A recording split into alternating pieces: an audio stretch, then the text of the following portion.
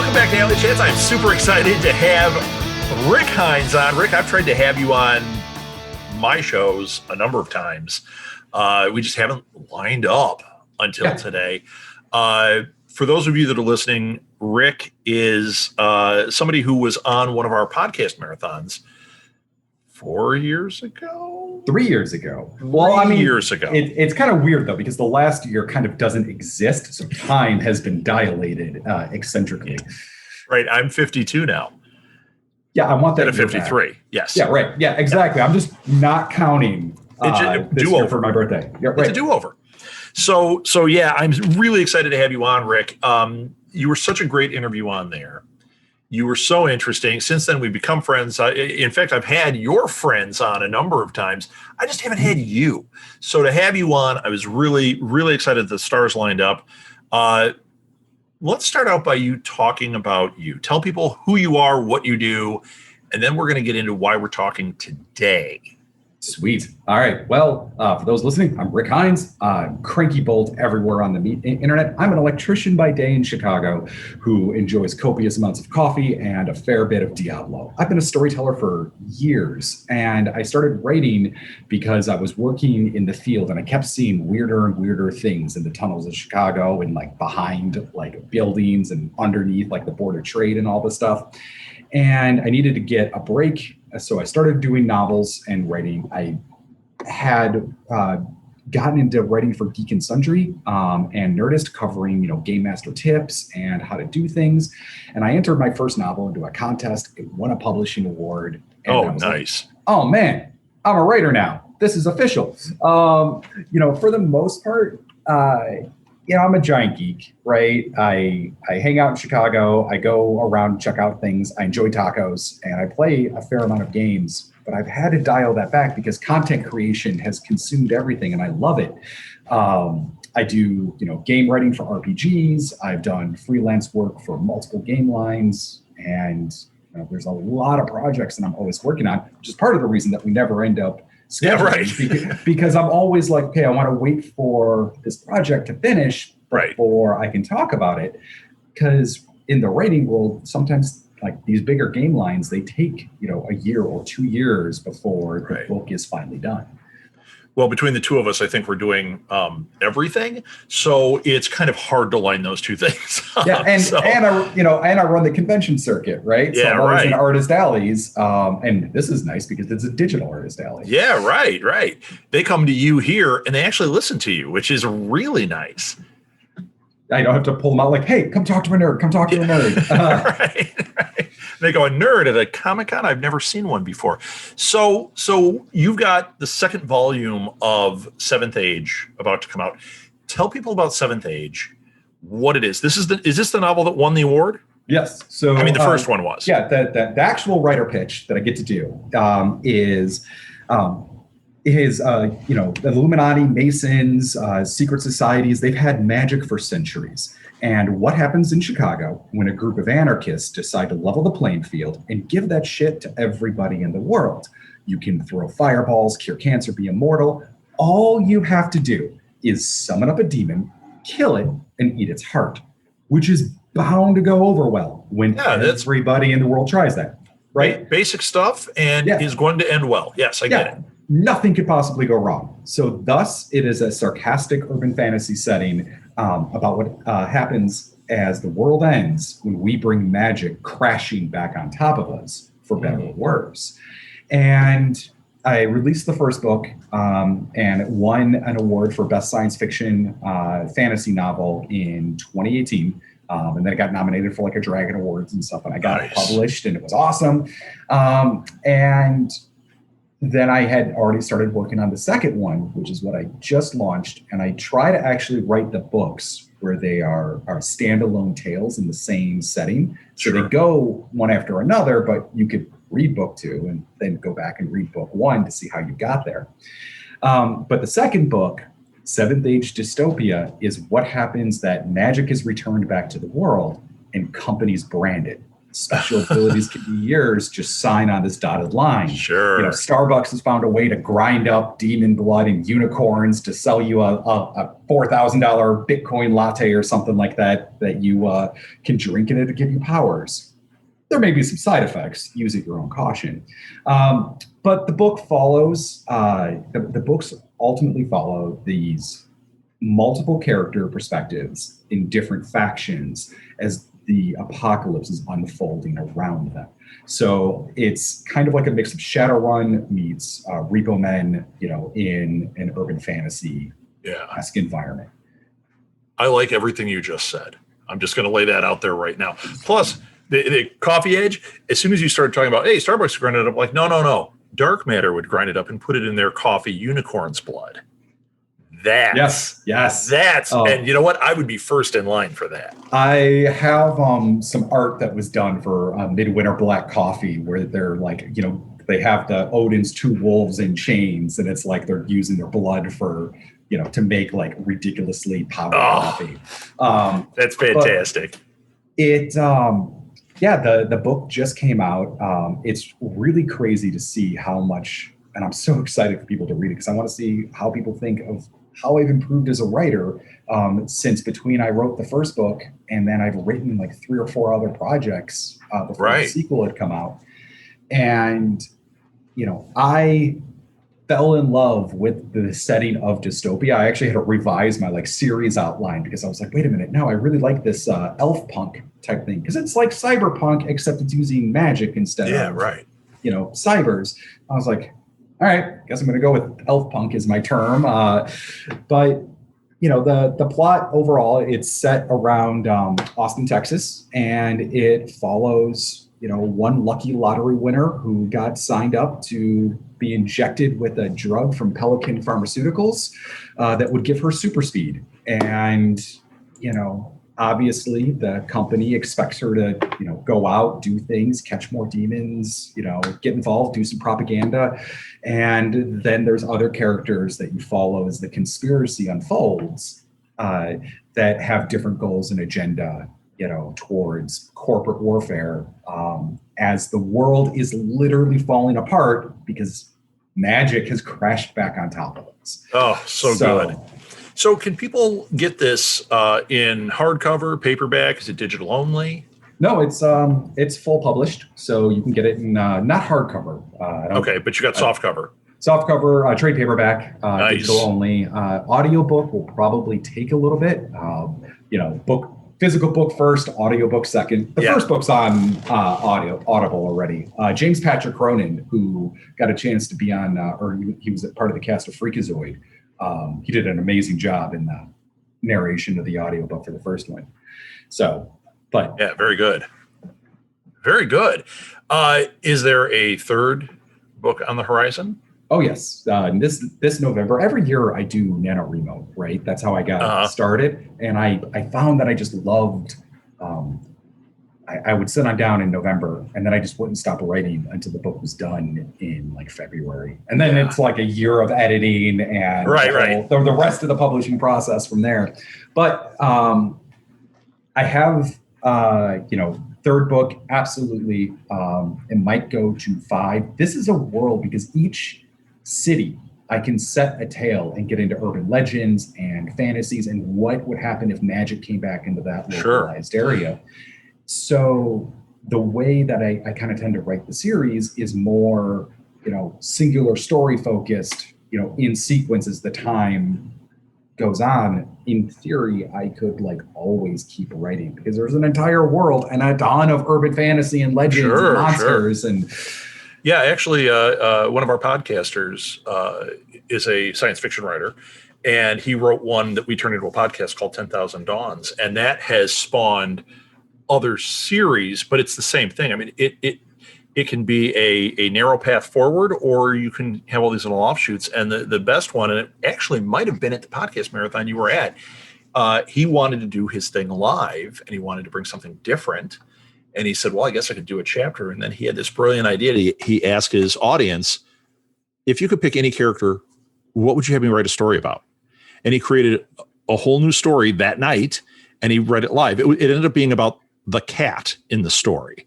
And he wrote this whole thing about the cat. And then the cat became like this whole character going forward where everybody wanted to know about the cat. And he's like, it started out, it was a cat that was like in the room. I can relate entirely. Everybody's favorite character from the first book wasn't the main character.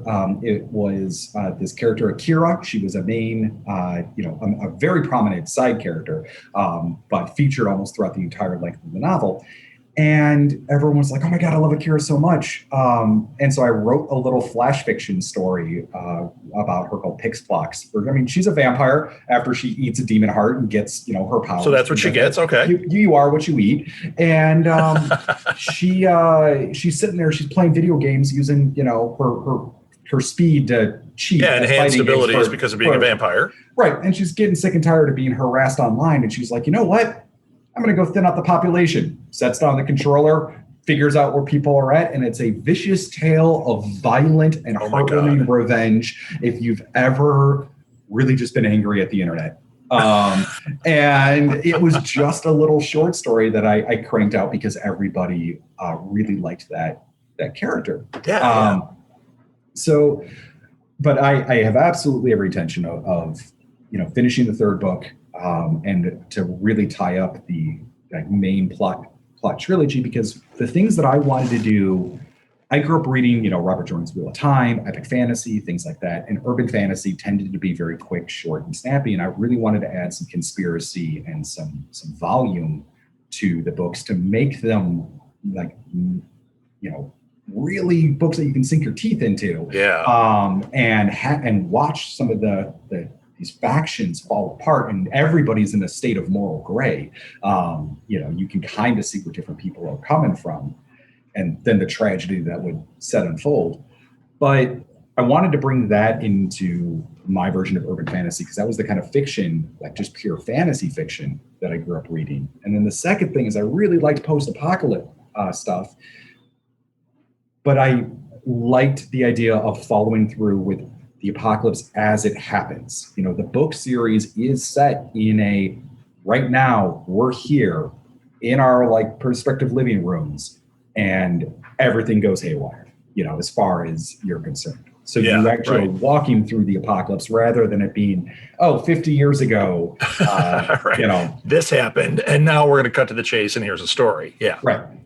It reminds me of when Marvel created its new universe. I don't know, you're not as old as I am, but when New Universe happened, I was in high school, and that was kind of their idea that what if none of these superheroes and all that existed, and then there's an event, and it caused it, and all the books started the same way.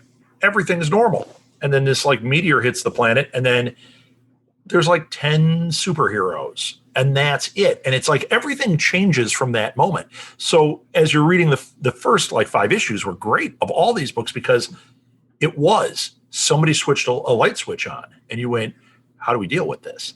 And then it just became a bunch of crappy stories. But before that, it was a really interesting concept. Yours sounds like you're able to dig deep into these stories, not fall back on tropes. It sounds really, really cool, Rick. I'm way into this. Can I tell the quick story of how I got the idea for the world? All right. If it turns out to be Marvel's new universe, I swear to God. It is not. But, okay. All right. So I had mentioned at the start of this, I'm an electrician by day, right? Yeah. And there's a seal and a stamp. And I actually got it tattooed after I got my first book published. But when I sign my books, I usually stamp the book with this. When I was demolishing the Chicago Board of Trade, we were taking apart the interiors and whatnot. And as we were pulling the panels off the wall and things like that, we started finding all of these crazy arcane symbols in the vice president's office, hidden behind wooden panels, baked into the concrete. And I hope you took pictures. Oh, I did. I had pictures. Great. I actually had, that's how I got the stamp actually made from it. My boss was a total hippie at the time, my foreman. He was like, man, this is a weird cult church to money. And I'm like, yeah, we're in the Board of Trade. Clearly, these people have been using magic for their own ends and hoarding it from the rest of us. But the symbol that was behind his desk, he had a plaque underneath it that said, "A man's only worth is how much wealth he can generate," which is creepy. because that's a terrifying statement by itself. Right. But the symbol behind it was the official Alchemy Guild symbol from 1863, which was about turning your finding gold in the center of your soul. And they had like, they bastardized twisted it. Yeah, into a capitalist idea. Wow. So, some of the things that I get to encounter in like, behind the scenes in the underbelly of cities is where I get some of the crazy ideas for the settings and things like that. There's a famous cockroach story that if anybody ever pins me down is totally a plague demon in the book, where I was like covered in a swarm of cockroaches at one point when I opened up a tunnel in Englewood and screaming my head off. But I'm like sitting there writing, I'm like, I remember how this feels. This is horrifying. Yeah, right. That's like Mimic, the short, not the movie, but the short film for Mimic, where they're in the tunnel and they see the guy standing there. It turns out it's just a giant cockroach wearing a hat. Like, it's terrifying. It didn't sound terrifying. That's not like a kid's book the way I described it, but the original was very scary. There's a lot of weird stuff underground, especially in the cities. I'm sure you've got some stories. Have you encountered Mothman in Chicago? There's the Chicago Mothman. Oh, I'm well familiar with Mothman. I've never encountered him personally, but he's out there. I know he's out there. Either that or it's a rich billionaire that has a glide suit. But could be too. Either way, it's either Tony Stark or Mothman. One of the two. I'm still down for finding out who it is. Either one is perfectly okay with me. But kind of pulling for Mothman. So where can people buy your books? So the best place right now is Amazon. Eventually, next week, they will be live in Barnes & Noble and every other bookstore around the country. So you can also find me at conventions if you want signed copies. I have like this beautiful artwork that I get done for my series, and I'm usually at most anime and Comic-Cons. If I'm not running panels about storytelling, I'm down there venting, trying to get people to read. And Amazon is the best spot because writers live and die by reviews. And, for better or worse, no matter how evil the conglomerates can get, reviews are life for writers. Right. Same thing with podcasters. People always tell me that they'll go like, oh, I don't use Apple Podcasts. Yeah, but that's the only place that has reviews. So, and really, if you don't have the reviews, you don't get noticed. If you do, you do get noticed. So guess what? You got to dance with the devil a little bit. Yep. So I get that. When I put the links to this, I will put the links to your Amazon account or, the page for this. Yep. I will also watch for when it hits the indie books because I can put that link out there as well. Both help you out. So that's cool. Rick, where can people find you? What social media do you want to give out? So I am available everywhere, be it Facebook and Twitter, primarily at Crankybolt, which is, CRANKYBOLT. And those are my two primary platforms. I have yet to master how to make engaging TikToks when you're a writer. I could probably come up with some funny stuff, but showing text on a book or showing a bunch of like book pages isn't that exciting. Yeah. Wow. Look, words.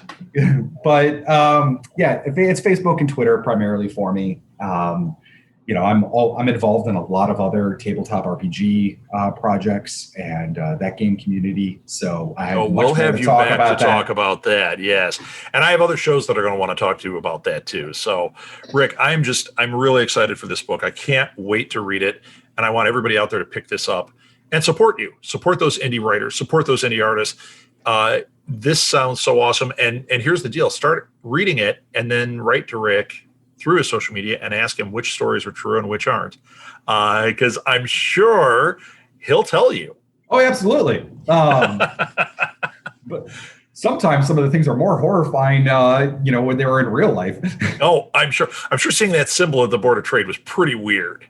My foreman was freaked out by it. It was great. But they actually took that like wall and they demoed it out and they threw it in the freaking dumpster, and it was just like a wooden panel from like an old Irish castle that he had up there with the plaque. And they had like drywalled over this stuff. Like this is what they had built the building in, and they were just making it like chintzy 2x4s and fluorescent oppressive lighting, but it had all of the flavor behind things. Me and some friends went dumpster diving on a Saturday. Good. Excellent. I'm surprised I'm not seeing it on your wall behind you right now. That would have been pretty impressive. Oh, it's on the other wall over there. All right. All right. Well, Rick, thank you again for being on. And we will have you back to talk about tabletop gaming and some of the projects that are coming up there. I just really appreciate you and all you do, and I love your writing. Everybody, please follow him. I'll put everything in the show notes. And Rick, you're always, always welcome on the show. Thank you so much for having me, and can't wait to be back, man. Yeah, man. Thanks. You can find Alley Chats on Facebook by searching for @AlleyChats. You can also visit us at our webpage, smgpods.com/AlleyChats, for links to all our episodes and other cool stuff. One easy way to support our show is to rate and review Alley Chats wherever you listen to your podcasts. Those ratings really help us out and help others find our show as well. Alley Chats is produced and edited by Rob Southgate for Southgate Media Group. Be sure to subscribe to Alley Chats because you definitely don't want to miss an episode. Thanks again to our affiliate sponsors, Hunt-A-Killer and Tweaked Audio.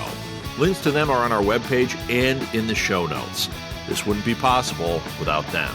Our theme song is by Benny and the No Goods. Check out their awesome music at bennyandthenogoods.bandcamp.com. If you're an artist or writer or creative type that would have a table at an artist alley and would like to be on Alley Chats, message us through the Facebook page or email us directly at southgatemediagroup@gmail.com and we'll set up an interview. Thanks for listening, everybody. We'll be back with another fantastic show.